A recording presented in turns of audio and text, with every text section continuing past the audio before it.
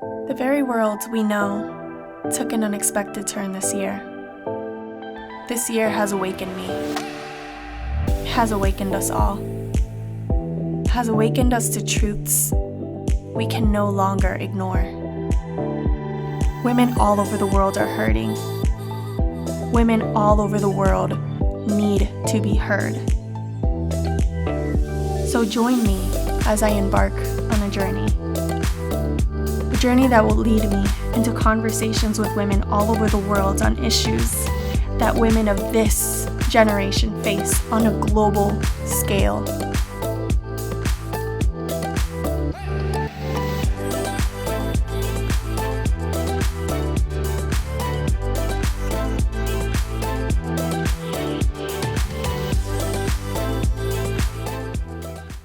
Hi Anna, thank you so much for being on the show. How are you? I'm good, and you? I'm doing well. Thanks for having me. Of course.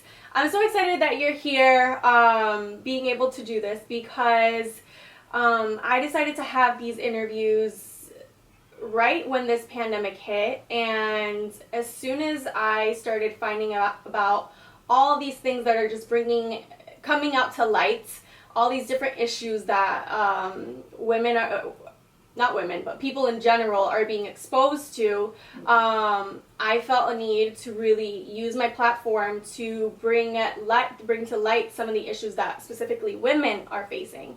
So I'm happy that you can be here. You have been through so much. You have an amazing testimony, and I'm happy that we can do this together. Miles away. True, but together because we both want the same thing. We both share the same goal about raising awareness, empowering women, and so just let's do it. Let's start it. Okay, so me too. So before we get started on the heavy topic that I want to go into, let's have a little icebreaker, ask a few questions so we can know a little bit more about Portugal through your eyes, okay? So what is your favorite traditional dish? Well, I'm from a Portuguese island called Madeira Island. Mm-hmm. And I really, really like the swordfish. We cut it into pieces and we fry them. And we have this beautiful passion fruit sauce. And then you eat it with it is so good. Oh I'm getting hungry right now hearing you talk. It is so good. I love seafood. Really good. And the thing is, it's a kind of an odd combination, to put fruit with the fish. Yeah. But it's just delicious. That sounds so good. Okay. So tell us a famous Portuguese saying. Famous Portuguese saying. Oof, there's so many. You caught me off guard with that one. Okay, so right now there's one that we always say when people are being pretending to be mean, like talking a lot but not actually doing much. So we say cão que ladra não morde. It's like a dog that barks a lot, doesn't bite. Yeah. So we use it in like, cão que ladra não morde. Like, don't worry about that. Yeah. Just saying a lot. It's but just a dog that barks. Yeah. I think we say that here too. Like we use that same reference, but we don't use it a lot. But I get that saying. It's familiar. Yeah. Okay, so what is a popular hobby or fun activity to do in Portugal? In Portugal, we have a bit of variety. You have beaches, you have mountains, so there's a lot of things to do. I personally love to be close to water, again, because I'm from the island. Yes. So I love being close to the water. And a lot of people do kayak, swim with dolphins, go and look for whales. So it's water, everything related to water. You're like me because even though I'm in the US, obviously, I'm from Puerto Rico. So yeah. I'm always drawn to the ocean. I'm always drawn to the island style of doing anything. So I understand you there. Okay, so what is your favorite city in Portugal and why? Oh, again. Yeah, Madeira Island. Island girl, I have, represent. I definitely had to say Funchal because you have everything. You have the ocean, you have the mountains, you have the city, you have the nature. So it's within a teeny tiny space, you can literally walk 30 minutes and you are in a different world, which is I love that. Amazing. Yeah. And that's why it makes me, miss so much the island and fall in love with the island. And everyone that goes there shares the same feeling. Yeah. And you're actually in London right now because you got married right before the pandemic hit. Yes, September. So so last year, my wedding didn't have to get postponed or cancelled. So I was one of the lucky ones. That's amazing. You were able to get married in your hometown and start a new life with your husband and in a different city. Everyone that I loved was there. Everyone that was able to be there was there. So no interferences with COVID-19. That's good. But yeah, it was good. It was good. Okay. So the last one here is, what is your favorite part about being a Portuguese woman and why? Definitely the mix, the variety of cultures, because Portuguese people were colonizers, they were travelers, they of course did a lot of bad things, but the good thing about this is the different touch of each culture, of each country that we were able to bring and adopt and have literally in our blood. Yeah. So the best part of being a Portuguese woman is definitely being able to be part of the world through history and be able to be the head of Europe. Yeah. Also, it's quite easy to travel because we luckily don't have any issues, ongoing issues with any country. So we're quite peaceful and it's good to travel. Yeah. A Portuguese passport opens a lot of doors. That's good. Yeah. Okay. So now that we've gotten to know a little bit about your country, I want to show a little video before we go into the topic on the subject that I'm very passionate about that we're going to talk about. So, come back to us. In Porto, Portugal's second largest city, it's not difficult to find women who complain about being harassed on the streets. They tell us, come for a ride with us, or insult us saying you're hot, things like that. And it's really uncomfortable. They say, you can't imagine what I could do to you. Unfortunately, all women have heard that. A man much older than me told me, come here, you're hot, join me. And I started running because I felt afraid. I feel dirty because no one likes to be spoken to that way by someone they don't know. And when it's older men, it's even worse. It's disgusting. We could be their daughter or even their granddaughters.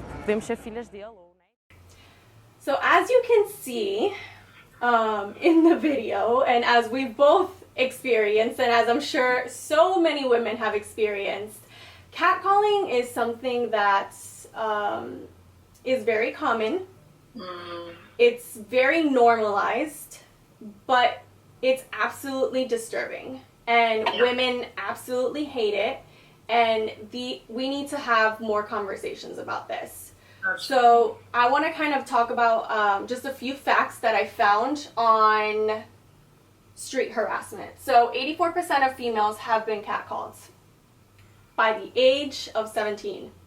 Wow. And by the age of 10, 13% of women have been catcalled. Of the roughly 16,000 women across 22 countries that researchers have actually surveyed, more than half of them have been groped or fondled in public. One in three, yeah, 1 in 3 men actually don't even think that catcalling is sexual harassment. And they believe that it's a compliment that women should be happy to receive. Oh, wow. Oh, wow. Yeah.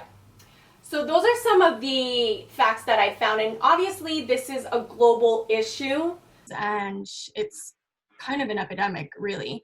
I wanted to highlight and bring you on because Portugal is one of the only and few countries that not only made it illegal, but they actually criminalized it not too long ago. I believe it was like 2015 if I checked correctly. Yeah, exactly. So I'm quite proud that Portugal took the first step to do it, even with a lot of people talking back, a lot of people saying that this was silly, a lot of people telling that it was something minor and it was being escalated. I'm quite proud that this was actually taken seriously, as it is. Yeah. And it's now part of the law, so we can and should ask for the law enforcement agents to help us and to criminalize something such as serious as harassment or catcalling. Yep. And the thing is that women, it has been so normalized that, Anna, this is a problem. Even when things have become illegal or criminalized, it's hard to report it. And it's hard for women to feel that they should report it or that, you know, that's an option for them because it's been so ingrained in our culture. The sexism is so heavy and no matter what you can legalize or criminalize, when it comes to sexism, that's something that you can't illegalize that. You just have to change it. You have to change the culture with repetitive actions, with repetitive measures. That's the only way in the future sexism can actually change. Absolutely, because okay, giving another example that it's a serious one, thinking a bit like back a few years ago, if you were raped and you are married, you couldn't say that you were raped because it would disgrace you. Or if you were raped and you were a virgin, you couldn't say that it happened to you, otherwise you wouldn't be able to be married because you lost your virtue. First of all, you didn't lose it, it was taken from you. Second of all, it doesn't make you less. You know, the person who did it to you becomes less, not the other way around. So it's cultural. You have to, it's a process. It's a process. So we have to talk about it. We have to raise awareness. We have to put it as it is. And only then, when people actually realize the damage, not only physical, but psychological, emotional, the damage that it will make, like in the long term. I'm not just talking about that second, I'm talking in the long term. Only then people will take it seriously. But again, this was a big step, and I'm truly happy that we are moving in the right direction.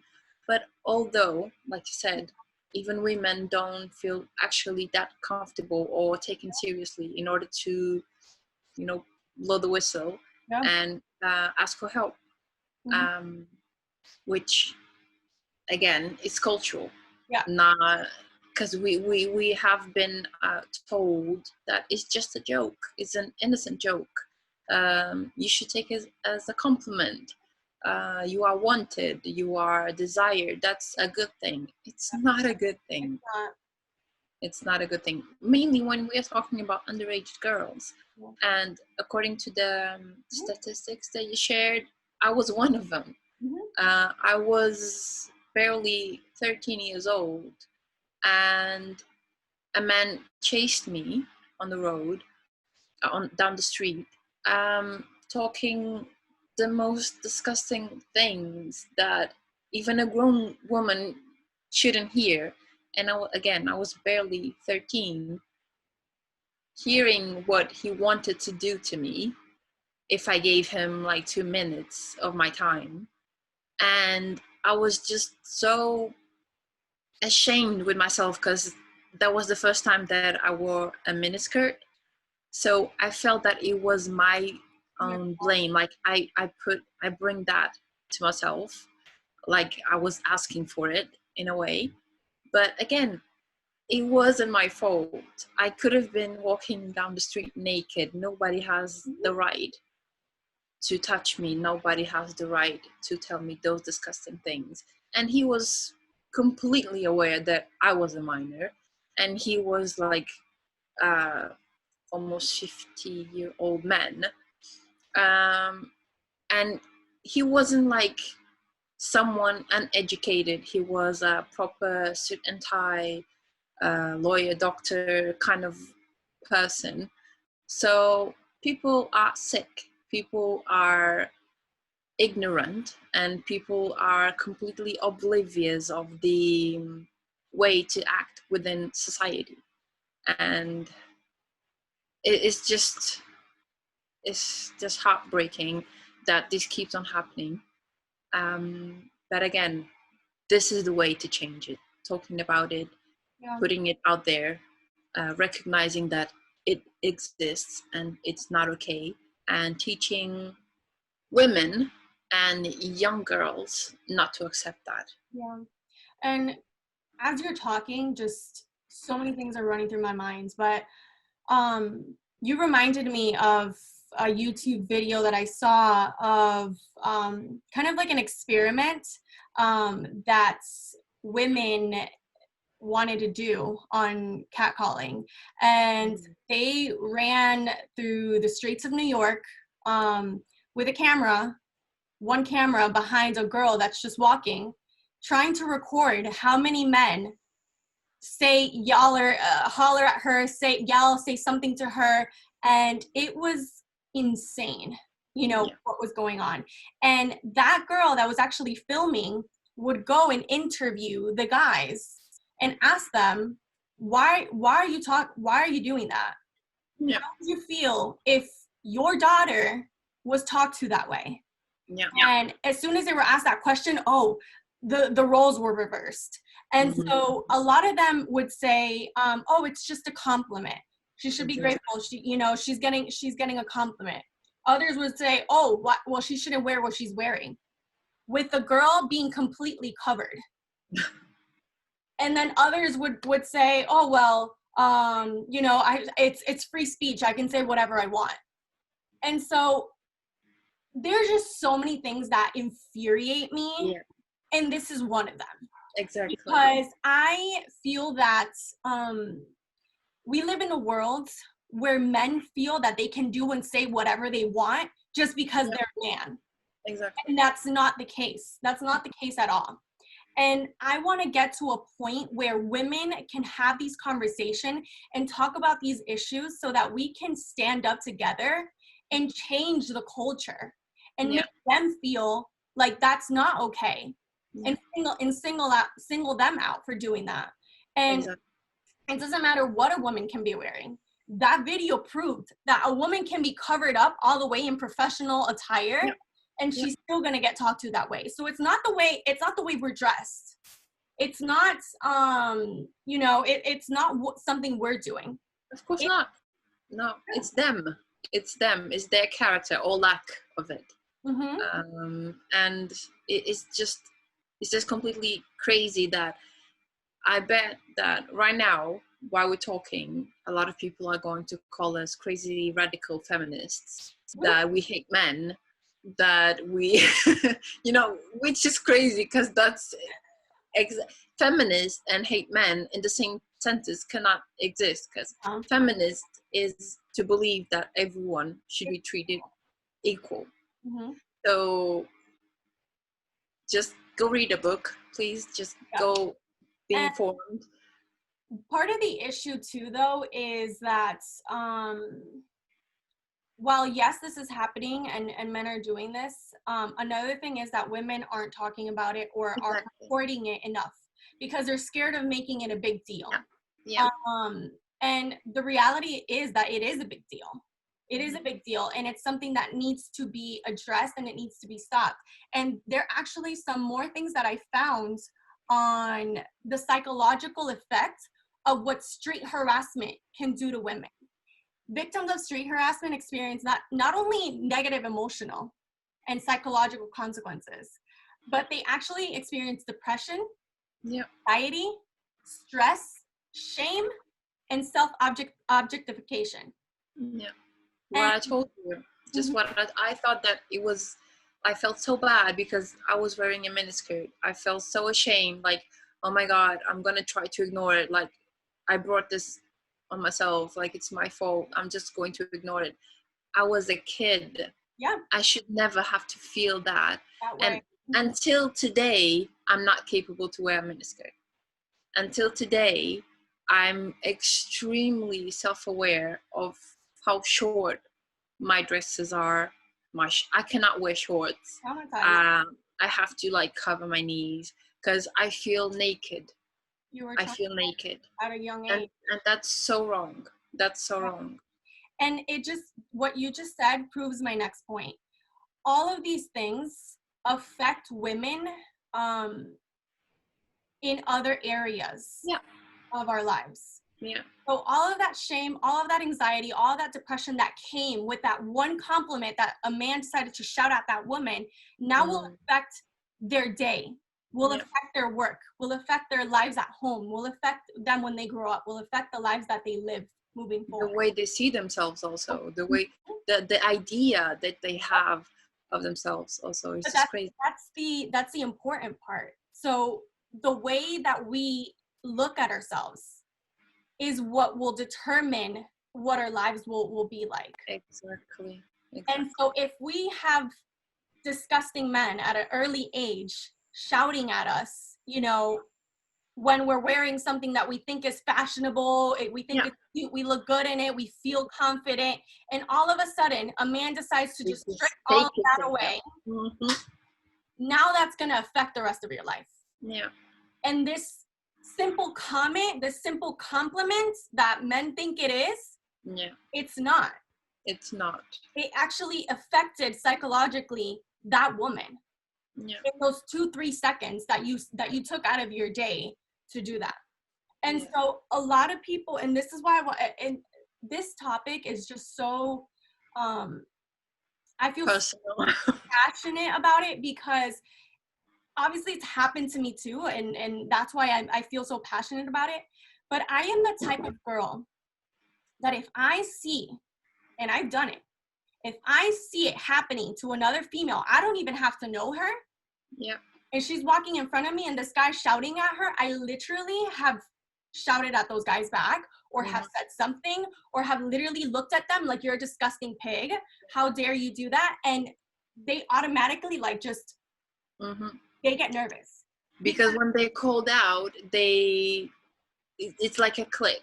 They're like, oh, I was caught. But if nobody like talks back, they think they can get away with that.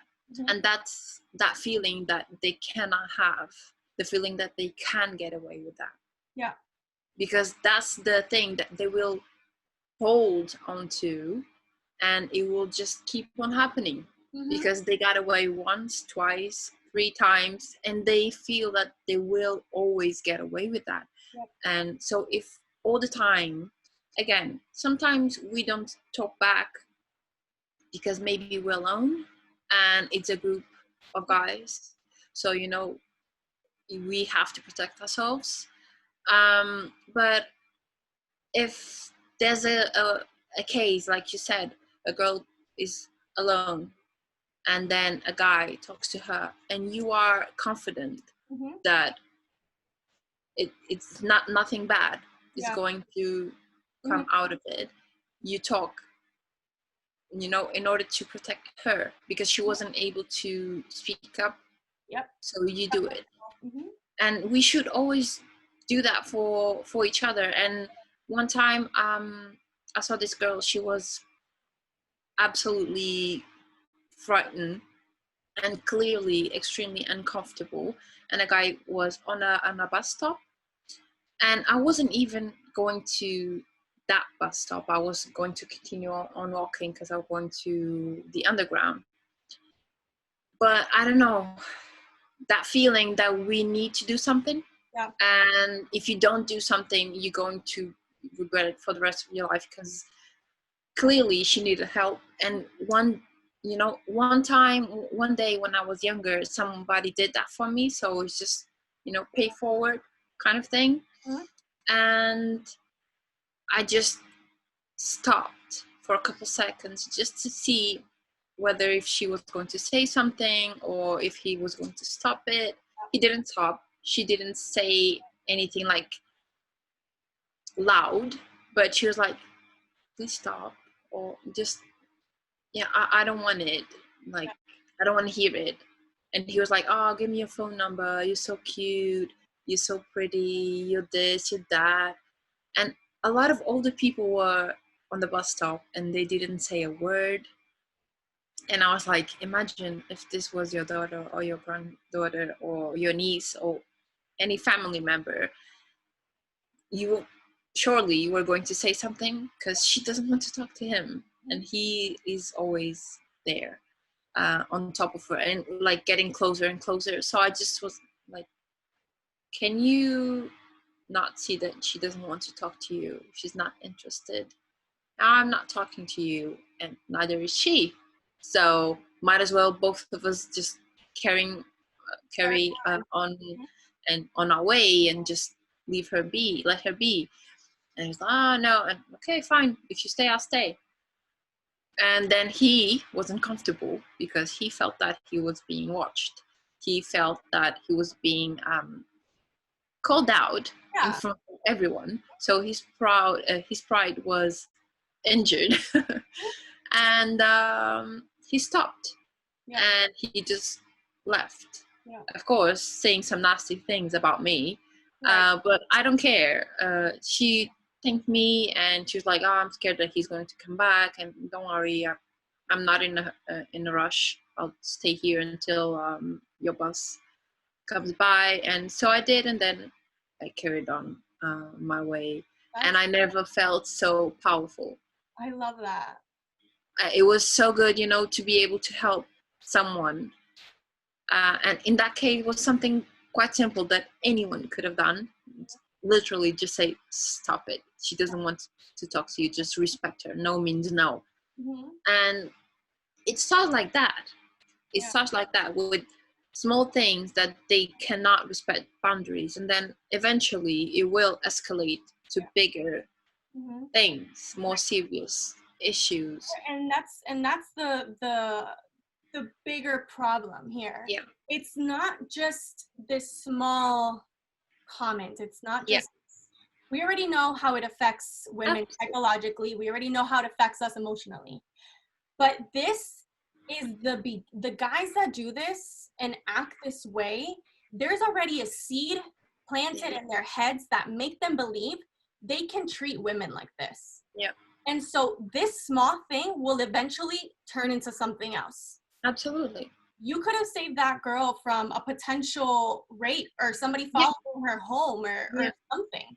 So, and I love that you were able to do that and share that story, because we need to get to a place where women start defending one another. Yeah. Because unfortunately, we are treated like minorities. We are treated not with the same rights. We're not treated with the respect that we deserve. Absolutely. So we need to learn how to unite together and fight back. And fight back in a way that's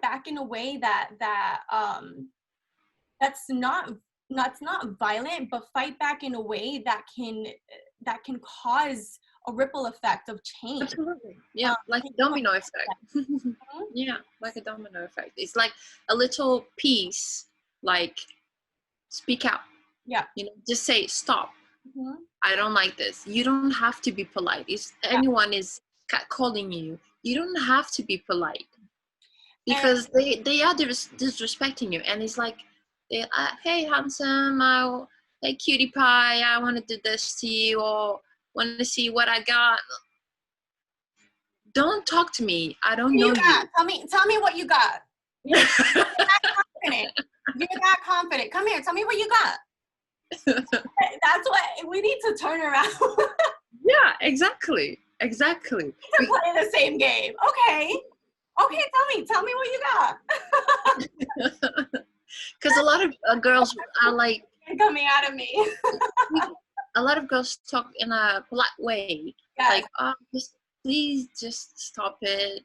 Oh, and they still feel empowered because you still feel the need to be polite. And the reason is because, and this is something that in my kind of research and reading about all of this, I learned that the more a woman looks vulnerable, the more men feel the need to kind of like dominate and like assert their dominance. And but they don't do that as often to women that come off confident and strong. Absolutely.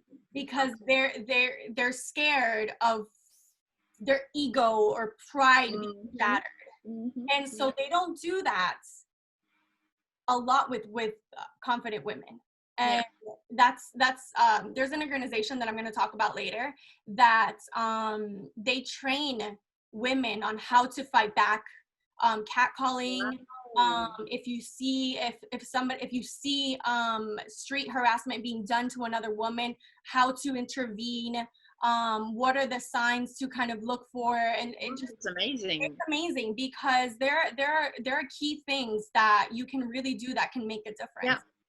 And I'm telling you, I'm that friend that all of my girlfriends feel safe with, because there have been so many times where I have been at the beach with my friends, just hanging out at the beach, packed beach, obviously before COVID, and just this guy is like walking down, just like looking at girls, and I'm my friend is just, she's like minding her business, putting on her tanning oil. I'm that type of person that just look at my surroundings all the time. So I already see this guy coming, and like I could feel my body just like tensing up. And it's funny because that friend, she's always telling me, you gotta relax sometimes, just, and I'm like, if we're both relaxed, who's gonna be the one to look out for us? True. Relax, let me do me.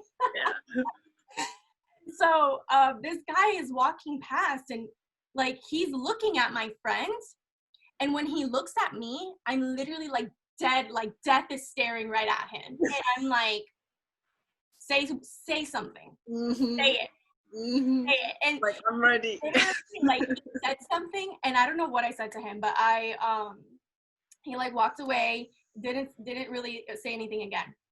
A second time, 2 other guys come over, and at that point I'm just so at that point I just want to leave the beach. That's how frustrated I am, because I feel that we can't enjoy our time together without some sort of interruption. And this other guy comes over, and it's funny because you could tell he had a comment, he was going to say something, and all his other friends were just over there waiting for him to see what would happen.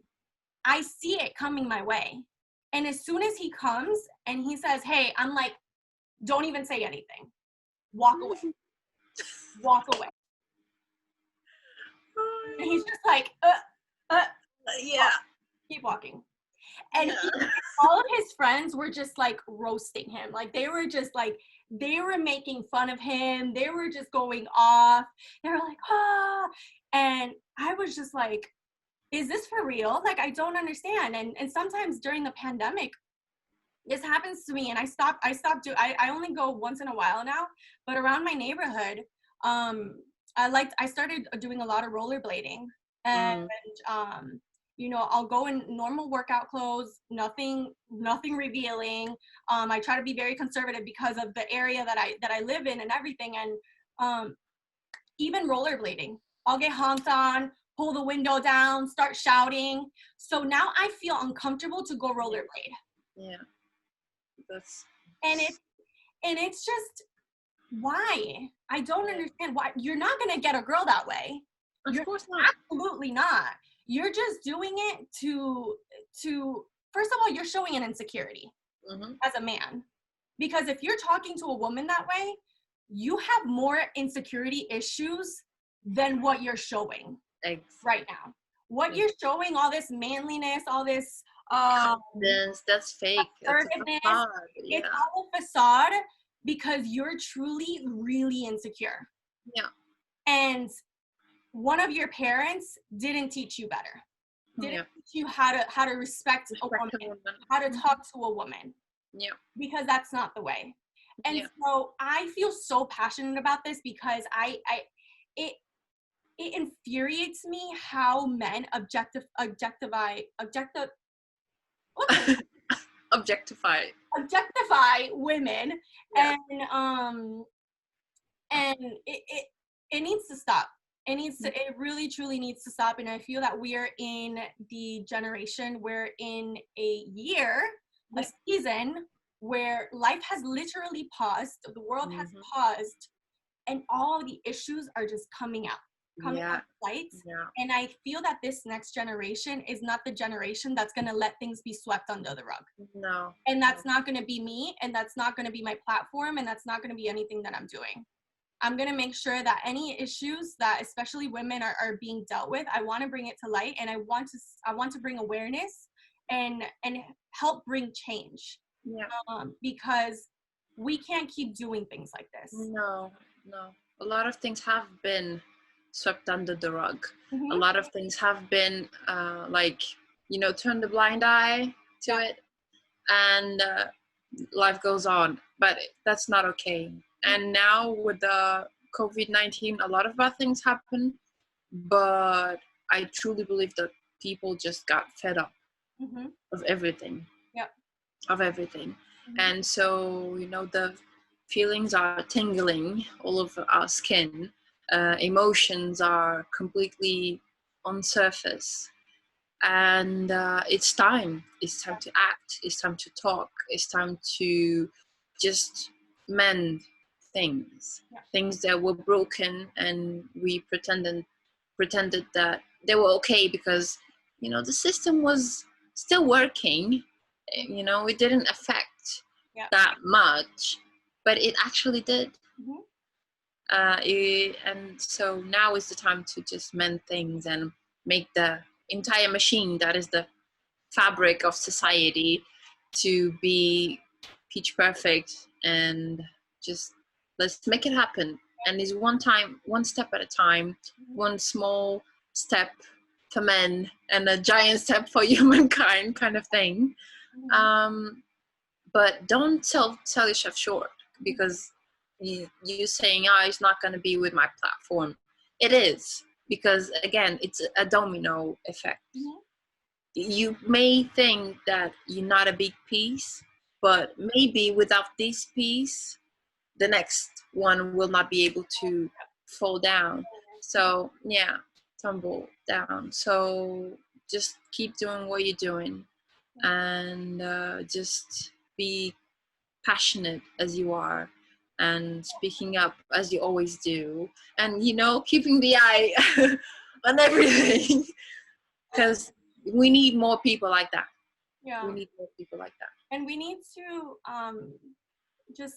and I know that a lot of women have it in them to be this strong and confident about certain things, and we need to just share that and make sure that we can speak that over women's life, and make sure that we can share words of affirmation. You are strong, you can do it. Don't think that you can't because it hasn't been done before, or you haven't seen it, or because this happened to you when you were little. No, none of those things.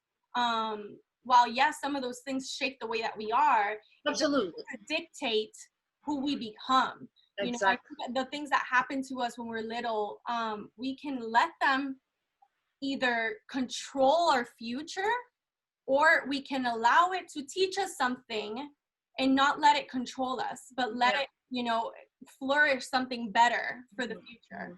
And I think we need to get to a place where women can understand that and not feel that because this happened to you, you know, that doesn't mean anything. You know, use that for your strength. Use that to help other women. Use that and rise up. And so I just want to thank you so much for just being here. I think the way that we met was amazing. So me and Anna met at a international pageant as well. Like the last interview that I did was with Miss Canada, and she did Miss Supranational too the year after we did. And me and Anna met in that pageant, and I remember there was a girl that was bullying Anna, and you guys know, I don't like bullies. So, oh my gosh, yeah, I remember I told Anna, I'm like, I'm ready to lose my chances at this crown because I'm gonna get this girl for you. Thankfully, we didn't have to go that far. Thankfully, we didn't have to get there, but yeah. So I had your back. Yeah, thank you. And I thank you. I can't thank you enough, because it actually made me rethink my participation in that pageant, because, you know, it was a big so I'm not going to talk names or countries, but she was representing a big country, a very powerful kind of country. And of course, if she does this and nobody says anything, come on, what am I doing here? I'm a small country. I'm a small fish in a big pond full of sharks. And clearly this is not okay, no matter who is saying that, talking, doing that. And fortunately, I had the Latino group having my back, and I didn't have to say a word. You just stepped in and was like, did she just called you what I think she just called you? And like, no, I'm gonna talk to her. I'm like, no, wait. Just let me try. No, girl, you cannot allow anyone to talk to you like that. So it was actually inspiring, and you know, it was good to feel that I wasn't alone. Yeah. You know, like I said, I was a small fish in a big pond, and out of the sudden I had a lot of other fishes around me. So you had sharks. Yeah, sharks. I had your back. Yeah, having my back. So it was it was like one of the best memories that I have, because I never felt safer throughout that pageant. From that day on, I never felt alone again. I never felt small again. I never felt irrelevant again. So I was able to enjoy the rest of my stay there. And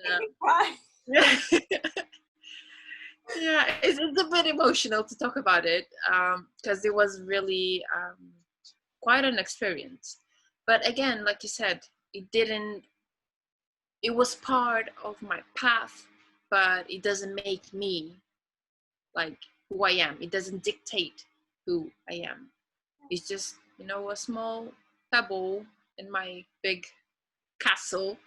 And yeah, I'm just happy to have experienced that with you, and to have people like you in my way, because I was always very shy, very timid. I've been through a lot of bad things, and you know, that affects the way you see yourself.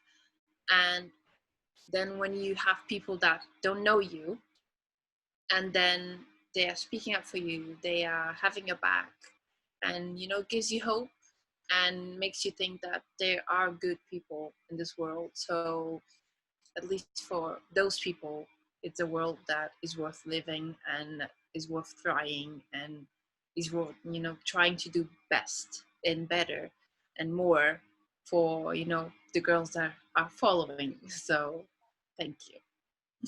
Thank you for that. That was really inspiring to hear. And that's what it's all about. We have to do that, not just in the circles that we know, and or we can use that pageant example. Yeah. To see how it needs to be in the real world. Yeah. We need to learn how to defend not only our close friends and family, but defend people that we don't know. Yeah. Because you never know if that woman, man, just so I won't single out men in this you don't know if that person feels alone, and you don't know what they're going through. So the moment that you can just step in and show them that you care, that somebody cares for you, even though they don't know you, it just shows a level of humanity that I feel is what God intended it to be. Exactly. And I think once we can share that love and that connection, that we're all the same, we're all equal, we all respect each other, I feel once we get there, we're going to get to such a wonderful place that I can only dream about. So, but thank you again. I love you. Keep doing what you're doing. Thank you so much for everything. I'll be forever thankful. You have no idea of the influence and the power that was given to me with that single, like, small act, because clearly something that comes natural from you.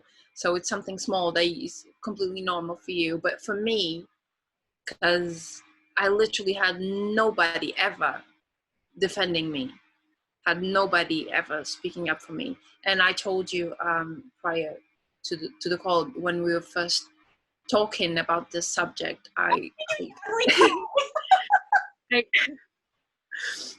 shared this thing that happened to me in Lisbon, where this group of guys came to me. Again, it was winter, it was really cold. I come from a tropical island, so it was colder to me. So I was completely covered with a long coat, boots, scarf. I had zero makeup, my hair completely tied down. So there was nothing about me that would stand out. And still they came to me, they were harassing me, they were catcalling, nobody said a thing.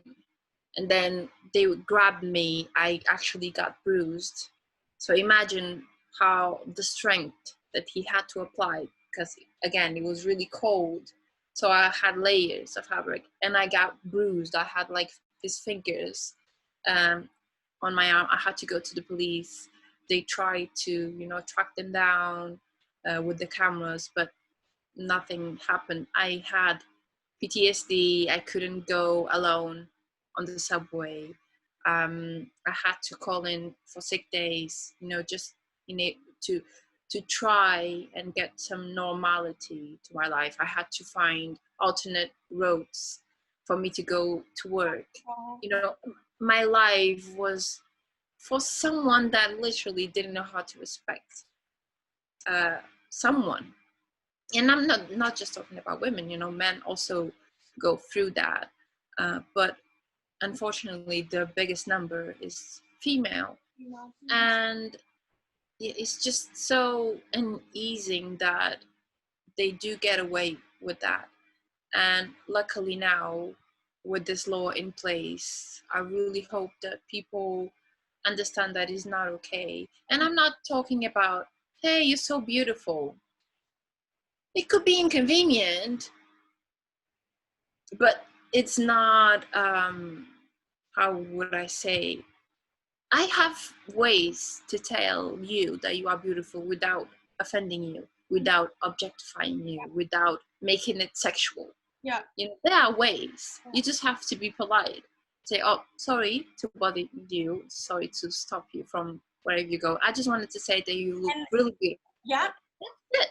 And I've had that where I've seen it and I've actually appreciated it. Yeah, exactly. A man has stopped me and say, excuse me, I'm sorry. I don't mean to come off as any, type of, but I just wanted to appreciate it. I wanted to let you know that, you know, you're respectfully beautiful, and I just hope you have a nice day. Yeah, that's it. That's it.